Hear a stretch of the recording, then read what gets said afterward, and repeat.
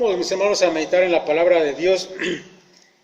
Vamos a comenzar el día de hoy un tema nuevo, por decirlo así, dentro de ese marco que estamos viendo de las nuevas relaciones de los que han nacido de nuevo. Pues, mis hermanos, hoy vamos a hablar acerca de la iglesia. ¿Por qué, mis hermanos, que pertenecemos a ella y por qué debemos permanecer juntos en la iglesia? Pero, mis hermanos, vamos por partes. Quiero comenzar con una frase de Carlos Spurgeon. Él alguna vez dijo que la iglesia es el lugar más preciado de la tierra. Y sin duda, mis hermanos, que esto es así, aunque la iglesia no es propiamente un lugar, sino una congregación. De hecho, la palabra eclesia, que es la palabra griega que se utiliza en el Nuevo Testamento, significa, mis hermanos, un grupo de gente llamado a congregarse en algún lugar.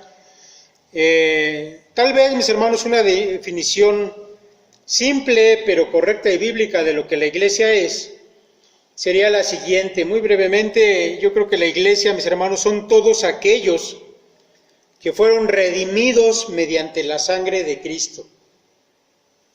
¿Por qué, mis hermanos, digo que esta breve definición es correcta y bíblica? Bueno, yo creo, mis hermanos, que es la idea que tenía Pablo cuando él allá en Efesios capítulo 5, verso 25 dice: Cristo amó a la iglesia y se entregó a sí mismo por ella. Sin duda, mis hermanos, que algo que caracteriza a la iglesia, que es esencia de la iglesia, es haber sido redimidos por el Señor Jesús, por su sangre. Por eso, mis hermanos, las palabras de Spurgeon deberían ser una realidad para cada uno de nosotros, que hemos nacido de nuevo. La iglesia, mis hermanos, es preciosa porque Jesucristo la amó, porque entregó su vida por ella. De manera, mis hermanos, que pertenecer a la iglesia del Señor es un privilegio. Y es un privilegio, mis hermanos, que por supuesto no merecíamos. Pero, mis hermanos, por otro lado, no pertenecer a la iglesia podemos considerarlo también la tragedia más grande que puede tener cualquier ser humano.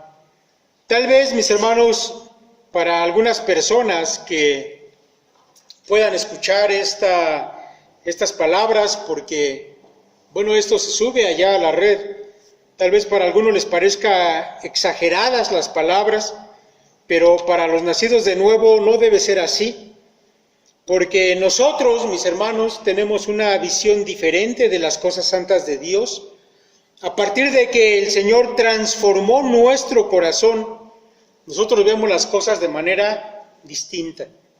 Para nosotros, los que hemos sido redimidos por Cristo, la iglesia, mis hermanos, escuche bien esto, es nuestro nuevo hogar, es nuestra nueva familia, donde Dios es el Padre de todos y Jesucristo, el primogénito de muchos hermanos, tal como lo dice la Escritura. Mis hermanos, hace unas semanas comencé a leer y a releer el libro de Efesios, porque para todos es sabido que la carta de Pablo a los Efesios tiene por tema la iglesia. Y así que, pues ahora que estamos hablando de manera sistemática de las relaciones del nacido de nuevo, pues era necesario volver a esta carta y ver lo que dice al respecto de todo esto. Y mis hermanos, yo quiero compartir con ustedes uno de los pasajes que más me conmovió al estar repasando Efesios. Yo espero que también conmueva su corazón.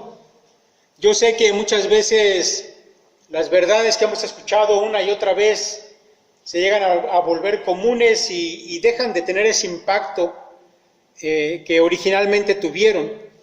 Pero por lo cual yo le voy a pedir que mientras escuche estas palabras, también las lea, busque allá en su Biblia Efesios capítulo 2, y entre tanto que vamos escuchando y leyendo, vaya usted reflexionando en lo que significa y en lo que Pablo está diciendo aquí. Efesios capítulo 2, y voy a leer a partir del versículo 11 y sígalo usted con su mirada y vaya reflexionando en esta palabra.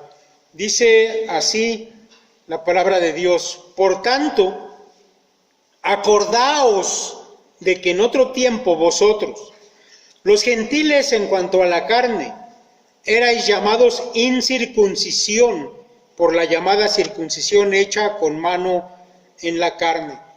Pablo está hablando de los judíos que siempre se encargaron de criticar a los gentiles, les llamaban incircuncisos, les llamaban impuros, les llamaban perros y toda clase de cosa ofensiva, porque les parecía que ellos estaban lejos, que no pertenecían de ninguna manera a los elegidos de Dios. Sigue diciendo Pablo: en aquel tiempo estabais sin Cristo, alejados de la ciudadanía de Israel y ajenos a los pactos de la promesa, sin esperanza y sin Dios en el mundo. Pero ahora en Cristo Jesús, vosotros que en otro tiempo estabais lejos, habéis sido hechos cercanos por la sangre de Cristo. Brinque al verso 17 y sigo leyendo. Y vino y anunció las buenas nuevas de paz a vosotros que estabais lejos, los gentiles, y a los que estaban cerca, los judíos. Porque por medio de él, los unos y los otros, tenemos entrada por un mismo espíritu al Padre. Así que ya no sois extranjeros ni advenedizos, sino conciudadanos de los santos y miembros de la familia de Dios. Mis hermanos, esto es extraordinario. Lo que una vez fuimos, mis hermanos, fue solamente gente extraña, pero ahora ya no lo somos. Pablo utiliza aquí entre las muchas palabras para describir lo que alguna vez fuimos, la palabra advenedizos. Digo, yo sé que todas las demás palabras tal vez sean más familiares a nosotros, pero esta no es tan común. Déjeme decirle, advenedizo es del griego paroikos, y significa, mis hermanos, en este pasaje exclusivamente un extraño, un extranjero, o alguien que vive en un lugar, pero sin el derecho de la ciudadanía. Así, mis hermanos, éramos antes de conocer a Cristo y de que el Señor nos hiciera renacer en Él. Tal vez, mis hermanos, mientras andábamos en el mundo, no percibíamos nuestra condición miserable. Tal vez hasta nos sentíamos a gusto y podíamos en el mundo tener muchos amigos y conocer a mucha gente sin duda, pero respecto de Dios y respecto de los santos de Dios éramos totalmente unos extraños, unos desconocidos, unos parias. ¿Sabe usted lo que es un paria? Cuando yo leo este texto de Efesios pienso en esa palabra. Pienso en alguien que vaga solo. Un paria es un vagabundo. Pienso que íbamos por el mundo solos espiritualmente, aunque no lo percibíamos. No teníamos un rumbo ni un propósito. Estábamos sin duda, mis hermanos, destinados a perecer en la oscuridad y en la negrura de nuestro pecado. Y al respecto de esa condición, mis hermanos, no teníamos ninguna esperanza de salir de ella, tal como lo expresa el apóstol. Por eso, mis hermanos, lo que viene a continuación son palabras felices. Y usted sabe que Pablo hace a menudo esto, contrasta dos cosas para que podamos apreciar y tomarle más sentido a lo que él va a decir. Así que se encarga de decir lo que éramos antes de conocer al Señor, para después, mis hermanos, darnos esas palabras llenas de felicidad, las más, mis hermanos, que podamos nosotros escuchar, porque además son dichas acerca de cada uno de nosotros, son dichas acerca de usted.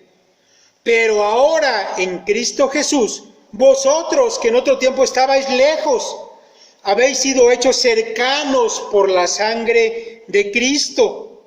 Así que ya no sois extranjeros ni advenedizos, sino conciudadanos de los santos y miembros de la familia de Dios, ¿No se siente usted privilegiado, mi hermano?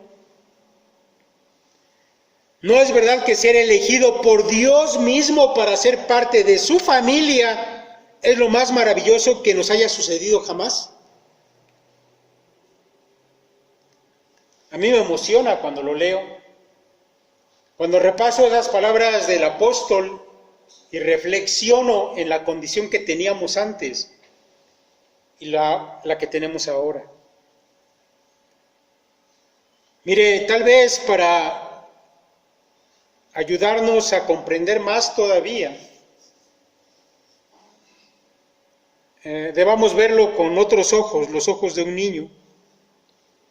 Déjeme contarle una historia. Es una historia real de una pequeña que al nacer, no pudieron sus padres hacerse ya más cargo de ella, la dieron al Estado para que cuidara de la pequeña. Y a partir de entonces ella vivió en un hogar temporal de crianza. El cuidado en ese lugar era adecuado para la pequeña. Sus necesidades físicas eran suplidas y nunca pasó hambre. Sus ropas, aunque no eran nuevas, siempre estaban limpias. Sus juguetes, aunque no eran suyos, siempre eran suficientes.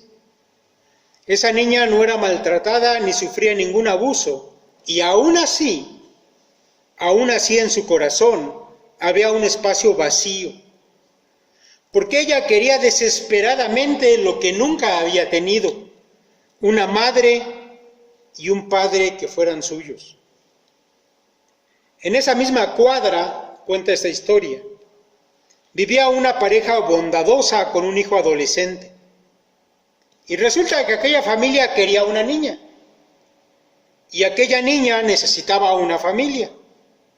Y fue así que finalmente los detalles de una adopción larga y molestosa se cumplieron.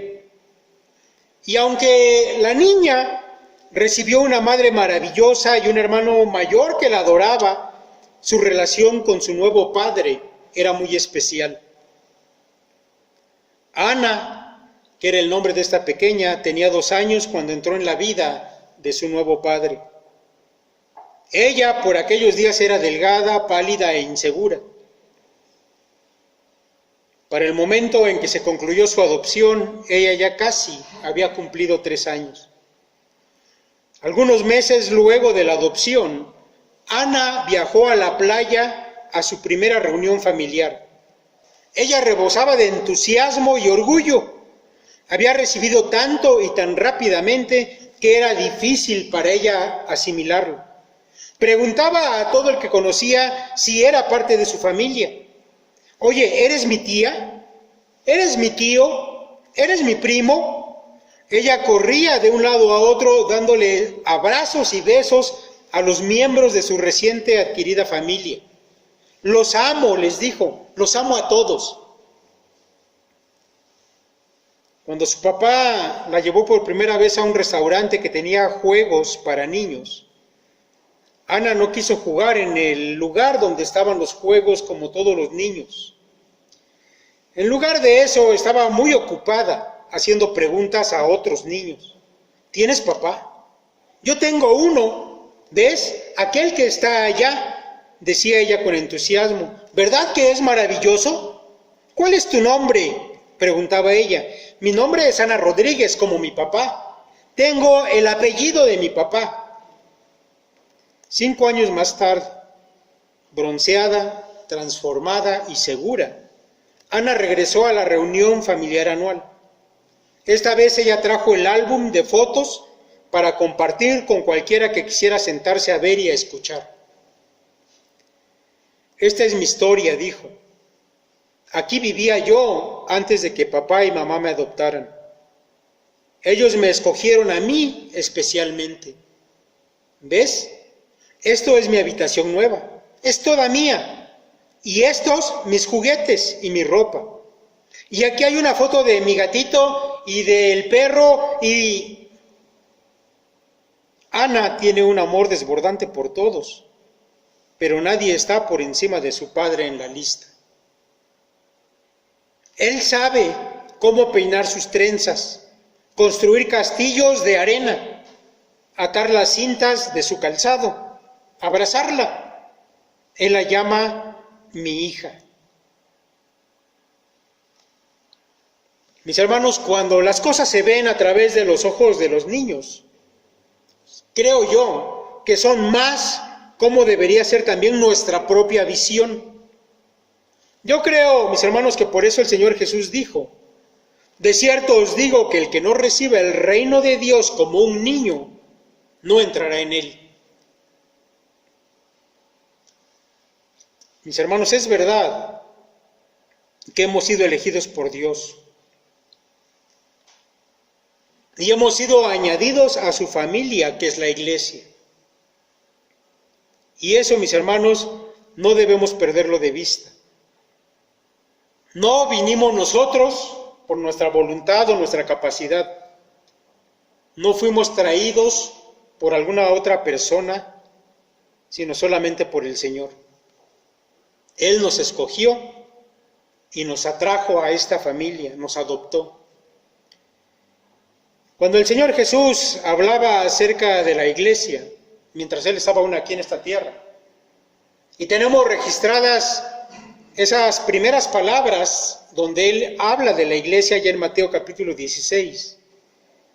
Él dijo: yo también te digo que tú eres Pedro, y sobre esta roca edificaré mi iglesia.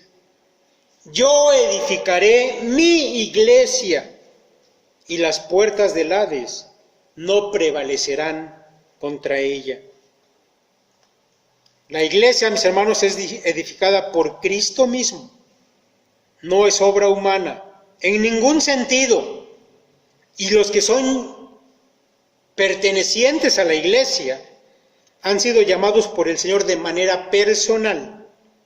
Por eso, mis hermanos, Lucas, cuando nos cuenta la historia de cómo la iglesia surge allá en el libro de Hechos y cómo se fue conformando aquella gran congregación de la familia de Dios, él usa con cuidado las palabras. Y él dice allá en Hechos 2:47, y el Señor añadía cada día a la iglesia a los que iban siendo salvos. Lo estoy leyendo de la Reina Valera 1977. Y el Señor, mis hermanos, añadía cada día a la iglesia a los que iban siendo salvos. Mis hermanos, yo creo que debemos reflexionar en que nuestra condición privilegiada, mis hermanos, es grandiosa. No la merecíamos y el Señor nos las ha dado. Y así como aquella pequeña niña estaba tan emocionada, yo espero que usted también lo esté. Y por todo eso, mis hermanos, es que a mí me cuesta trabajo entender por qué muchos prefieren estar en otros lugares que con su familia espiritual. No solo hablando de estos tiempos de pandemia, antes de eso. La verdad es que siempre ha habido una cantidad de la iglesia que no está en los cultos. ¿Por qué? No lo sé. ¿Qué es más importante que la familia y su padre? Tampoco lo sé. Pero ahora en estos tiempos, mis hermanos, en que después de haber pasado a causa de la pandemia unos buenos tiempos sin podernos reunir, tenemos ahora, mis hermanos, la oportunidad de hacerlo. Me extraña y me hace pensar por qué algunos aún permanecen en sus casas. Mire, yo sé que hay algunos que por enfermedad, aun cuando quisieran, no pueden venir, pero con otros no sucede de la misma manera. Mire, yo sé que tal vez lo que voy a decir a algunos no les va a gustar. Y si usted es de los que ve esta predicación solamente por el internet, bueno, yo sé que tampoco le va a gustar, pero es para usted estas palabras.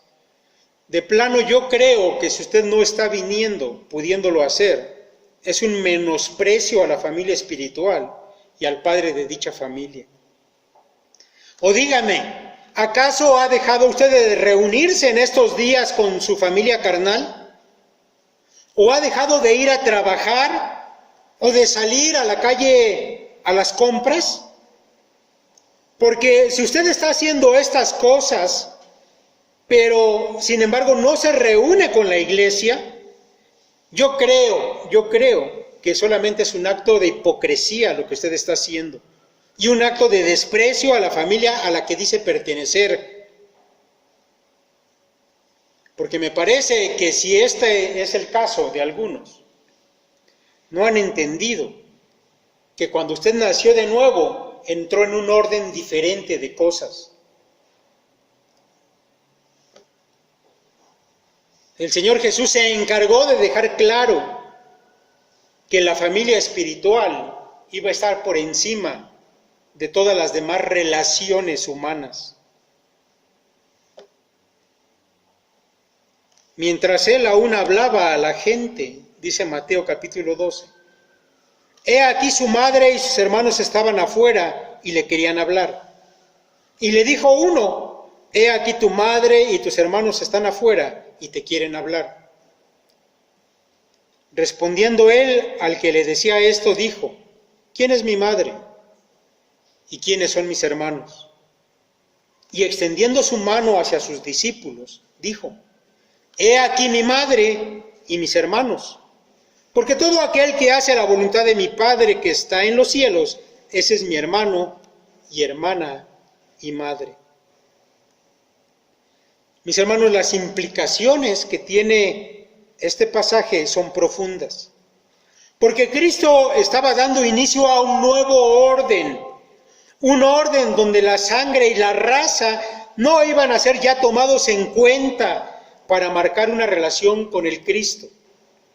No es la familia carnal tu familia a partir de que has nacido de nuevo. Ahora es la iglesia tu familia.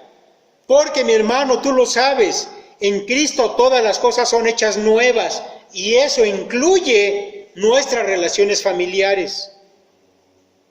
Así que las cosas cambian.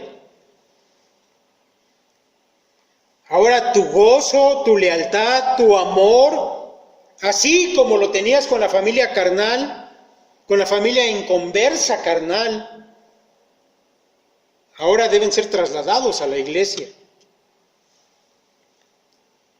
Por eso yo pregunto si a pesar de la pandemia has dejado de ver a tu familia carnal, ¿verdad que no?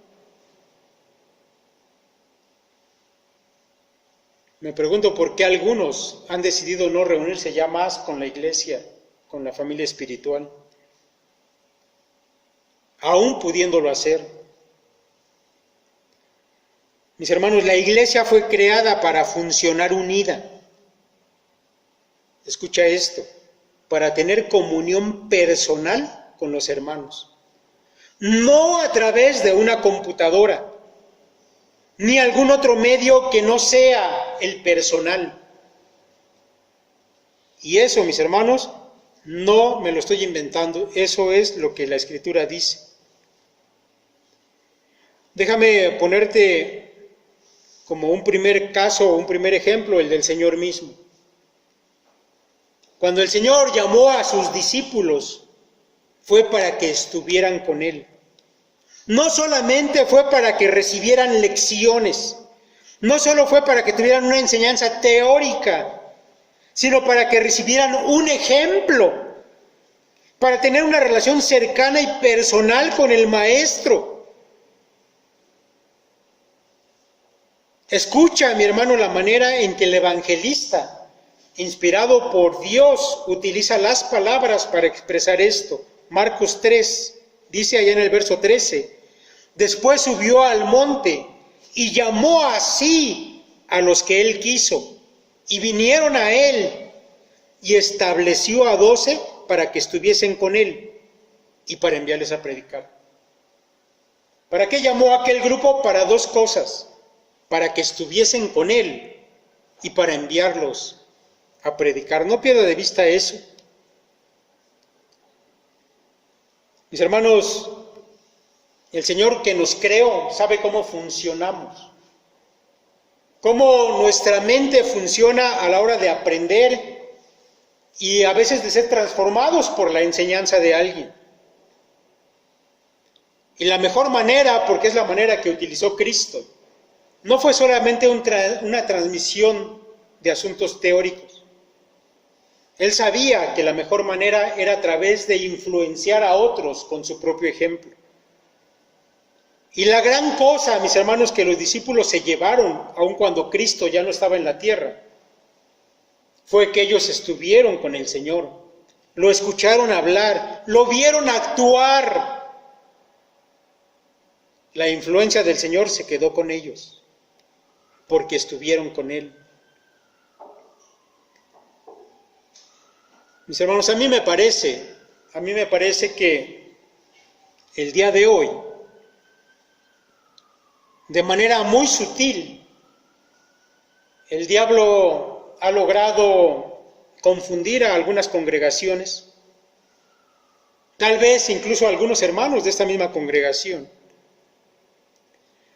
haciéndoles pensar que si puede escuchar una predicación en internet, o que si puede por ahí contemplar el culto, usted ya está sustituyendo lo que no hace al venir acá. Pero mis hermanos, el engaño consiste precisamente en que se deja de tener ese contacto personal, donde lo más valioso, mis hermanos, es la influencia de la iglesia misma. Y usted sabe que el diablo, utilizando todas las herramientas que este mundo que está bajo su poder, engaña a la gente, pues el internet y esas redes sociales y todo lo que podamos ver por allí no es más que pura apariencia, ¿a poco no? Usted sabe que en una red social usted se puede cambiar el nombre y muchos lo hacen. No, fulanito, Juanito, Pedrito ya no se llaman así, ahora se ponen unos nombres muy, no sé, raros. A mí me parecen raros. A lo mejor no les gustó el nombre que le puso su papá y ahora se pone otro allá en la red. Pero ¿sabe qué? Usted no es eso. Esa no es su verdad. Algunos suben por allá unas fotografías con filtros editadas y se ven bien guapos o muy guapas, pero la verdad es que usted no es eso. Suben algunas frases célebres allá a su página, ¿no? Para darse así como aires de intelectualidad, pero sabe que usted no es eso. El internet y las redes sociales están diseñados para la apariencia. Pero las relaciones de persona a persona, mis hermanos, nos muestran lo que realmente somos.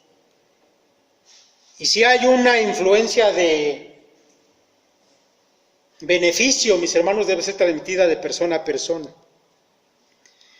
La misma idea que el Señor Jesucristo tuvo al llamar a los discípulos y que estuvieran con Él, se sigue, mis hermanos, en las epístolas de Pablo. La iglesia, mis hermanos, se edifica cuando sus miembros actúan por el Espíritu de Dios para edificación de todo el cuerpo. Y esto, mis hermanos, sucede solamente cuando están juntos. Le voy a pedir que escuche y ponga atención en los términos, las palabras, las frases empleadas por Pablo allá en Efesios capítulo 4. Cómo él va a hablar de una iglesia que crece, porque Cristo quiere que crezca. Y esa iglesia crece, mis hermanos, solamente estando junta, unida. Coyunturas, nervios hacen que el cuerpo permanezca unido y que entonces cada miembro, mis hermanos, brinde su beneficio para los otros miembros del cuerpo. Escuche usted al apóstol Pablo. Dice, y él mismo constituyó a unos apóstoles, a otros profetas, a otros evangelistas, a otros pastores y maestros, a fin de perfeccionar a los santos para la obra del ministerio, para la edificación del cuerpo de Cristo, hasta que todos lleguemos a la unidad de la fe y del conocimiento del Hijo de Dios, a un varón perfecto, a la medida de la estatura de la plenitud de Cristo, para que ya no seamos niños fluctuantes, llevados por doquiera de todo viento de doctrina, por estratagema de hombres que para engañar emplean con astucia las artimañas del error. Escuche esto, sino que siguiendo la verdad en amor, crezcamos en todo en aquel que es la cabeza, esto es Cristo. Mis hermanos, la finalidad que hay para cada cristiano en la iglesia es que lleguemos a ser como ¿quién? Como Cristo. ¿Se acuerdan? Los discípulos fueron a vivir con Él porque ellos tenían que ser como Cristo. Pero ahora resulta que el Señor ya no está presente en cuerpo físico. Sin embargo, ¿cómo realiza el Señor este crecimiento para que lleguemos a ser como nuestro Señor? Escuche lo que dice el verso 16, el siguiente, allá en Efesios 4, dice: de quien todo el cuerpo bien concertado y unido entre sí por todas las coyunturas que se ayudan mutuamente según la actividad propia de cada miembro, recibe su crecimiento para ir edificándose en amor. Mis hermanos, debo decirles que la idea que Pablo expresa aquí a mí me llena de emoción, de verdad. Y le voy a decir por qué. Pero antes de eso, quisiera que escuchara usted, quiero compartir con usted un comentario de uno de los más famosos escritores de la actualidad respecto de Biblia y cómo él expresa su entendimiento de este pasaje. Y después le voy a decir por qué a mí me causa emoción, tal vez ya lo está percibiendo. Escuche lo que dice este hombre, este escritor, acerca de estas palabras que acabo de leerles. Dice él: el poder para ser equipados, perfeccionados y madurados como proclamadores auténticos y amorosos de la verdad, no reposa en los creyentes mismos, en sus líderes o en la estructura eclesiástica. El cuerpo recibe su autoridad, dirección y poder a medida que crece en todo en aquel que es la cabeza, esto es, Cristo, de quien todo el cuerpo llega a quedar bien concertado y unido entre sí. La frase, la actividad propia de cada miembro, recalca la importancia del don de cada creyente. El crecimiento de la iglesia no es un resultado de métodos sagaces, sino de que cada miembro del cuerpo haga uso pleno de su don espiritual en contacto estrecho con otros creyentes. Cristo es la fuente de la vida y poder y crecimiento de la iglesia, lo cual Él facilita por medio de los dones de cada creyente y el ministerio mutuo en coyunturas que permiten el contacto entre los creyentes. El poder en la iglesia fluye a partir del Señor mediante creyentes individuales y relaciones personales entre los creyentes. Allí donde su pueblo mantiene relaciones cercanas de ministerio espiritual y servicio mutuo y genuino, Dios obra con poder. Y allí donde no existe intimidad mutua ni fidelidad en el uso de los dones para el bien común, Él no puede obrar. Él no busca creatividad, ingenuidad o sagacidad, sino obediencia dispuesta y amorosa. El cuerpo físico funciona de forma apropiada solo a medida que cada miembro, en unión con todos los demás, responde a la dirección de la cabeza para hacer con exactitud lo que fue diseñado para hacer. Mis hermanos, la idea que a mí me emociona es que el Señor Jesús planeó todo de tal manera que aunque Él no estuviera físicamente con nosotros, su iglesia, sin embargo, Él sigue todavía enseñando, Él sigue todavía dando aliento a usted que me está escuchando, sigue dando exhortación, sigue proveyendo cuidado, sigue proveyendo de su amor y sustento, sigue corrigiendo y capacitando a cada uno de nosotros, sus discípulos. Y lo hace, mis hermanos, por medio de cada uno de los miembros de la iglesia. A los que a Él le ha parecido bien dar dones, dones que les capacitan para hacer las cosas como si Cristo estuviera todavía en medio de nosotros. Por eso, mis hermanos, yo creo que el que enseña en la iglesia debe hacerlo como Cristo lo haría. El que sirve a sus hermanos debe hacerlo como Cristo lo haría. El que da debe hacerlo como su Señor. El que exhorta debe hacerlo en el nombre del Señor. Y así cada miembro del cuerpo, de manera que Cristo obra con poder hoy entre la iglesia cuando ésta permanece junta.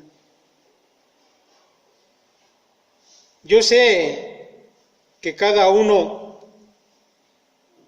de los que ha estado reuniéndose, por ejemplo, en estos días, ha sido edificado de manera diferente a los que solamente han estado presentes por la red. Porque, mis hermanos, el hecho de haber estado reunidos como la iglesia del Señor en este lugar, nos ha permitido experimentar cosas que los que no han estado no van a tener. Sé que han sido edificados estas semanas pasadas de manera diferente, porque el Señor ha dispuesto, mis hermanos, que cuando la iglesia se reúne, entonces haya un crecimiento, haya un aprendizaje, hay una influencia de unos miembros con otros. Por eso, mis hermanos, por eso, cada vez que un pecador es traído a la vida por la obra de Dios, él también es añadido a esta familia. Ya dijimos que el que añade es Dios. Es añadido a este cuerpo, porque ese nuevo creyente tiene que ser edificado por todos nosotros.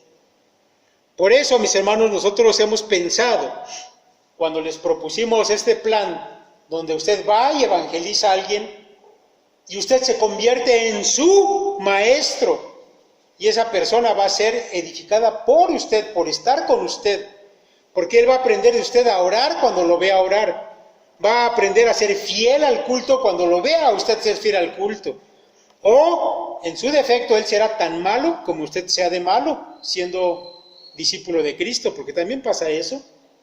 El Señor dijo que el discípulo no es mayor que su maestro, ¿verdad?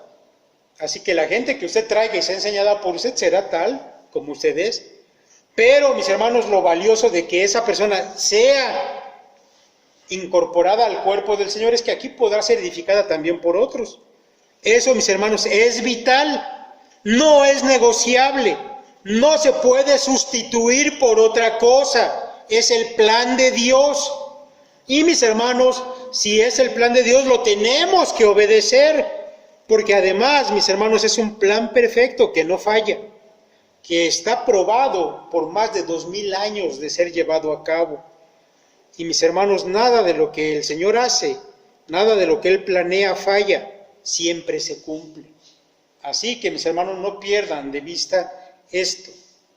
Por ahora, mis hermanos, vamos a dejar por hoy hasta aquí. He querido que tuviéramos solamente una visión general de la importancia que tiene la iglesia y pertenecer a ella, y que otros, los que van siendo ganados, vengan y pertenezcan a ella también. Yo espero, mis hermanos, que se sientan ustedes privilegiados, gozosos de ser parte de la familia de Dios. Hablaremos, mis hermanos, en la reflexión de la semana, que subiremos por ahí al YouTube el día miércoles, acerca de la iglesia que se reúne en casas. Ya lo hemos hecho brevemente en alguna otra reflexión, pero lo volveremos a hacer y veremos, mis hermanos, que no dependemos de este templo para estar juntos. Si no fuera posible, mis hermanos, en los siguientes meses o años, lo haremos en casas y hablaremos, mis hermanos, la próxima ocasión que el Señor lo permita de este asunto. Por ahora, mis hermanos, vamos a dar gracias a Dios. Vamos a orar y le voy a pedir a usted que dé gracias ahí en su corazón al Padre por este gran privilegio que nos ha dado y del que ahora, mis hermanos, disfrutamos de verdad. Vamos a orar. Padre, te damos tantas gracias, Señor, una vez más, porque, Padre, en tu infinita misericordia, en tu gracia, Señor, eterna, no solamente, Padre, has tenido a bien rescatarnos de la perdición y darnos la vida, sino que además, Señor, nos has hecho parte de tu familia, de una familia, Señor, que ha sido constituida por ti, que uno a uno, Señor, ha sido llamado por su nombre, por ti mismo, Padre. Señor, no podemos expresar siquiera con palabras nuestra gratitud, Padre, por este grandísimo privilegio que tú nos das. Te rogamos, Señor, que podamos valorarlo cada día, que podamos, Señor, entender la idea de tu Hijo Jesucristo al fundar esta iglesia, Padre, al hacernos parte de ella y al enviarnos, Señor, también a compartir con otros y traerlos también acá, Padre. Permite, Señor, que estas nuevas relaciones realmente sean valiosas en nuestra vida y que tengan, Señor, la importancia y sean de la prioridad que tú, Señor, has querido que lo fueran. Te lo agradecemos, Padre, y te rogamos todas las cosas en el nombre de nuestro Señor, nuestro Salvador Jesucristo. Amén.